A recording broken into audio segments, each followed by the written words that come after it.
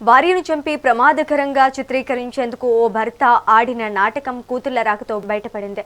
Hayath Nagar PS పరిధిలో పనపాముల గ్రామంలో ఆంజనేయులు అనే వ్యక్తి తన భార్య ఉమారాణిని హత్య చేశాడు. అనంతరం బాత్రూంలో పెయింట్ డబ్బా తలపై పడి చనిపోయిందని నమ్మించే ప్రయత్నం చేశాడు. దగ్గరలోని ఆసుపత్రికి వెళ్లకుండా దూరంలో ఉన్న ఆసుపత్రికి తీసుకువెళ్లడంతో అనుమానం మొదలైంది. చివరకు తండ్రి ప్రవర్తనపై కూతురు నిలదీయడంతో కుటుంబ గొడవల నేపథ్యంలోనే తానే చంపినట్లు నిందితుడు అంగీకరించాడు. పోలీసులు కేసు నమోదు చేసి దర్యాప్తు చేపట్టారు.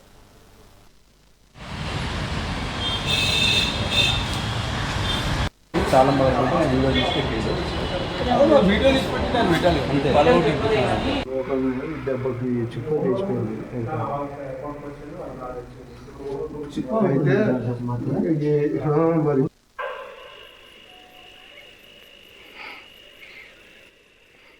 నా పేరు మురళీకృష్ణ అండి. మా మామయ్య మా అత్తమ్మని చంపేశాడు. ఎలా చంపేశాడంటే అది రాడ్ తోటి కొట్టేసి ఒక సినిమా సుత్తతోటి కొట్టేశాడండి. బాగా బలంగా కొట్టేసి వెనక ఇలా పగిలి బాగా బ్లడ్ కింద పోయి చనిపోయింది.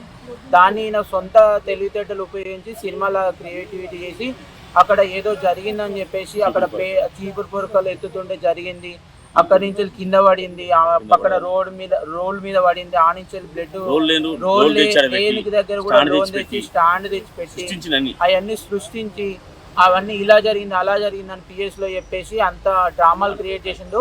తర్వాతకి ఎంక్వైరీ చేసినాక తర్వాతకి నేనే చంపినా అని చెప్పేసి ఒప్పుకున్నాడు మా మామయ్య. ఒప్పుకొని నిజం ఒప్పుకున్నాడు అండి. ఇప్పుడు దగ్గరున్న హాస్పిటల్